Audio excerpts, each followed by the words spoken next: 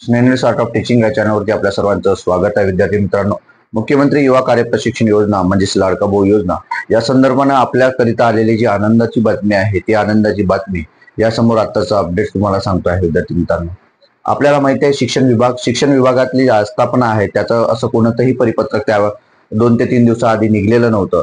परंतु आपल्या सर्व विद्यार्थ्यांना आपण साशंक होतो की पत्र निघणार की नाही. मग आपल्याला माहित होतं की आस्थापना जबाबदार असणार आहे.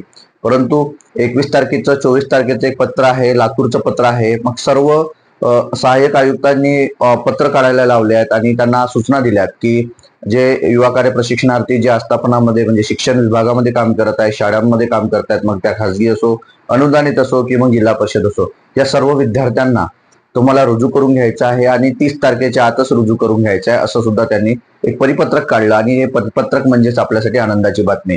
कारण विद्यार्थी मित्रांनो, जर यांनी हे परिपत्रक काढलं नसतं तर आपलं नुकसान जे झालं असतं तर त्याला जबाबदार ही आस्थापना असती आणि आस्थापना जबाबदार असणे म्हणजे शासन जबाबदार असणे हे या ठिकाणी आपल्याला दिसून येत होतं. परंतु या माध्यमातून या सर्व शासनाने आपल्या सर्व जे युवा कार्य प्रशिक्षणार्थी आहे यांना घाबरून हे सर्व निर्णय घेतलेले आहे हे आपल्याला माहिती आहे. विद्यार्थी मित्रांनो, कारण आपण जर एकीकडे जर बघतो म्हटलं तर 2 महिने शाळा बंद आहे हे आपल्याला माहिती आहे. आणि शाळा बंद असताना काम प्रशिक्षणार्थी प्रशिक्षण कुठे घेणार आहे हे नेमकं महत्वाचं असणार आहे.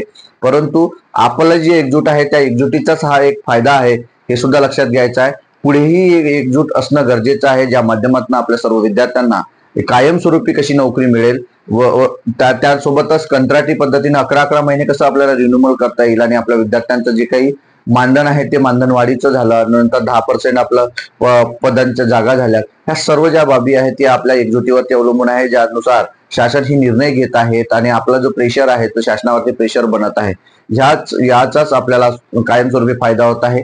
यापूर्वी झालेला 5 महिने वाढीचा फायदा, सोबतच आता हे 2 महिने शाळा बंद असतानाही सुद्धा आपले जे विद्यार्थी आस्थापनेत काम करणार आहे त्याचा जो झालेला फायदा आणि निघलेलं हे परिपत्रक या माध्यमातून एकजुटीचाच एक विजय आहे हे सुद्धा लक्षात घ्यायचं. विद्यार्थी मित्रांनो, हीच एक आपली आनंदाची बातमी होती. ही आनंदाची बातमी आपल्याला कशी वाटली हे नक्की कमेंट बॉक्समध्ये कळवा. दुसरा एक विषय, महत्वाचा विषय म्हणजे पगाराच्या संदर्भात सांगतोय. काही विद्यार्थी जे ग्रामपंचायत मध्ये कामाला आहेत, समाज कल्याण मध्ये कामाला आहेत, त्यांची अजूनपर्यंत 2 महिन्याची पगार म्हणजे फेब्रुवारी पासून बाकी आहे. फेब्रुवारी, मार्च आणि हे एप्रिल जो काही चालू आहे. परंतु 2 महिने फेब्रुवारी मार्चचं लक्षात घ्यायचं आहे. इतर जे काही आस्थापना आहेत, काही आस्थापनांची जी प्रोसिजर फास्ट झालेली आहे त्यांचे मात्र पगार झालेले आहे. पण इतर म्हणजे जसं मराठवाड्यातलीही काही जिल्हे आहेत आणि विदर्भातली पण काही जिल्हे आहेत ज्यांचे पगार जो झालेला आहे तो पोरं कमेंट करत असतात.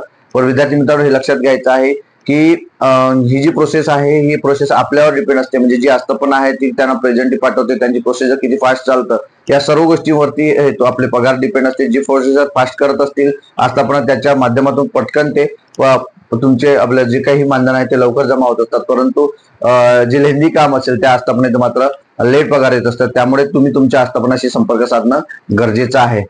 हेच अपडेट असतो आपलं एक आनंदाची बातमी म्हणजे की शिक्षण विभागात रुजू होणारे जे विद्यार्थी आहेत त्यांना जॉईनिंग केली जाणार आहे आणि 30 तारखेच्या आत जॉईन करून घ्या असं सुद्धा त्या ठिकाणी म्हटलेलं आहे. त्यामुळे ही आनंदाची बातमी आपल्याला कशी वाटली नक्की कमेंट बॉक्समध्ये कळवा आणि अशाच अपडेट करता माझ्या चॅनलला सबस्क्राईब करा. धन्यवाद.